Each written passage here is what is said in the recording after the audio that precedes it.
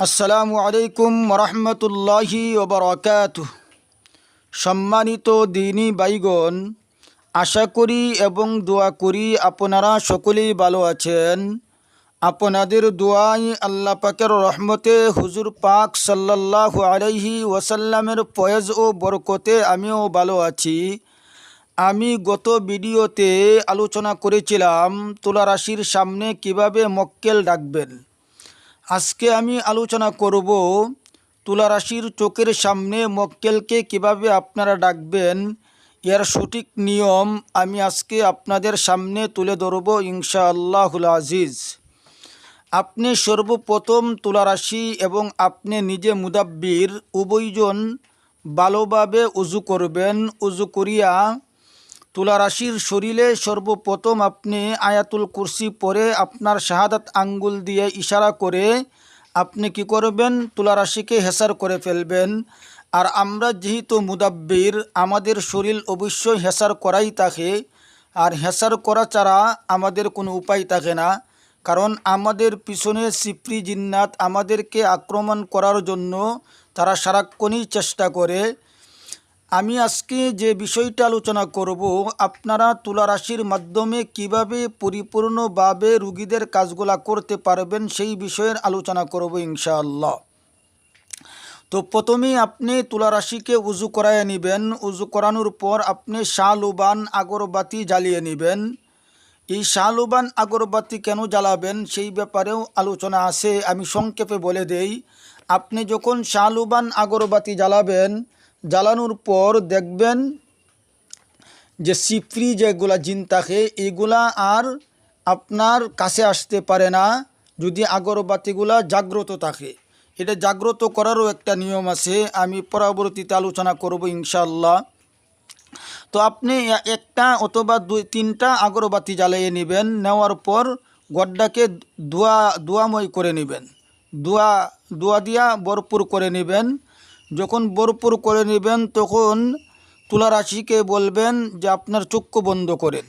এর আগে যে কাজটা করবেন, আপনি হালকা তুলা রাশিকে মেশকে আম্বর ব্যবহার করাবেন, সুগ্রাণ ব্যবহার করাবেন এবং আপনি নিজেও সুগ্রাণ ব্যবহার করবেন। করানোর পর আপনার সাধন করা যে জিনগুলা আছে এই জিনগুলাকে ডাকবেন। অথবা আমি আমার ছাত্রদেরকে ফ্রি কিছু মক্কেল দিয়েছি, ফ্রি কিছু জিন্নাত দিয়েছি, যে জিনগুলার মাধ্যমে জিন জাদু রজাত বন্দিশ বিচ্ছেদ মোহব্বতের কাজ ওনারা করতে পারে আলহামদুলিল্লাহ। তো আপনাদের যে সাধন করা জিন রয়েছে, আপনারা যে সূরা ফাতিহার সাধন করেছেন, ইয়্যাকা না'বুদু ওয়া ইয়্যাকা নাস্তাঈন এর যে সাধন করেছেন, ওনাদেরকে ডাকলেও, হাতে ডাকলেও চলে আসবে, তুলা রাশির চোখের সামনে ডাকলেও চলে আসবে, বাচ্চার সামনে ডাকলেও চলে আসবে ইনশাআল্লাহ। একই নিয়ম। যদি আপনি রুগীর সামনে ডাকেন, রুগীর চোখের সামনে ডাকেন, রুগীর চোখের সামনেও আসবে, তবে শর্ত হলো রুগীর চোখ খোলা থাকতে হবে। এবার যে বিষয়টা নিয়ে আলোচনা করতেছি মনোযোগ সহকারে আপনারা শুনেন। তো বিষয়টা হলো, যখন মক্কেলরা আসবে, আসার পরে তাকে সালাম বিনিময় দিবেন, সালাম দিবেন, তাকে জিজ্ঞাসা করবেন উনি কেমন আছে। তারপরে ওই তুলা রাশির সামনে নুরি মক্কেল আসলো নাকি সিফরি আসলো এটাকে পরীক্ষা করার জন্য আপনি যেটা করবেন, একটি আয়াত পাঠ করবেন, ওমা কারু ওমা কারাল্লাহ আল্লাহু খৈরুল মাকিরিন। এই আয়াত পরে দম দিবেন। দম দেওয়ার পর যদি দেখেন যে জিন্নাতটার, তুলা রাশিকে জিজ্ঞাসা করবেন যে দেখেন যে জিন্নাতটা আসছে তার শরীরের পোশাক কালা হলো কিনা। যদি শরীরের পোশাক কালো হয়ে যায় তাকে আপনি বিদায় দিবেন। বিদায় দিয়ে আপনার সাধন করা জিনটাকে ডাকবেন। গতকালকে ক্লাসের ভিতরে আমাকে এই বিষয়ে প্রশ্ন করেছিলেন। যাই হোক, এটা অনেক লম্বা চড়া আলোচনা, আমি আপনাদেরকে সংক্ষেপে বিষয়টা ক্লিয়ার করে দিচ্ছি। তুলা রাশির চোখের সামনে মক্কেল ডাকার নিয়ম, প্রথমেই আপনি শাহলুবান আগরবাতি জ্বালাবেন, তারপরে একটু মেশকে আম্বর আতর মেখে দেবেন। ঠিক আছে, আপনিও ব্যবহার করবেন, তুলা রাশিকেও ব্যবহার করাবেন।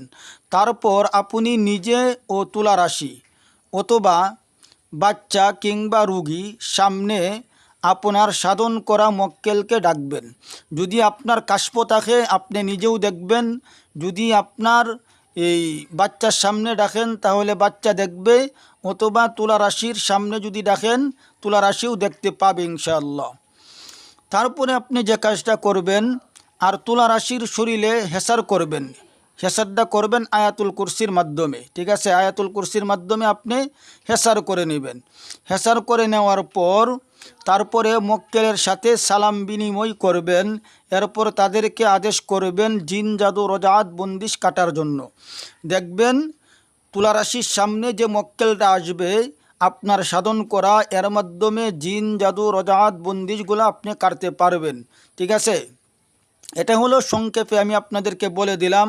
আমার ছাত্রদের মধ্যে অনেকে আছেন, আমি যাদেরকে ফ্রি মক্কেল দিয়েছি, আমার নামে দুহাই দিয়া তারা কাজগুলা করে। অনেক ছাত্ররা আমাকে বলছেন যে হুজুর আপনার নামে দুহাই দেওয়ার সাথে সাথে আমাদের কাজগুলা হয়ে যায়, আলহামদুলিল্লাহ।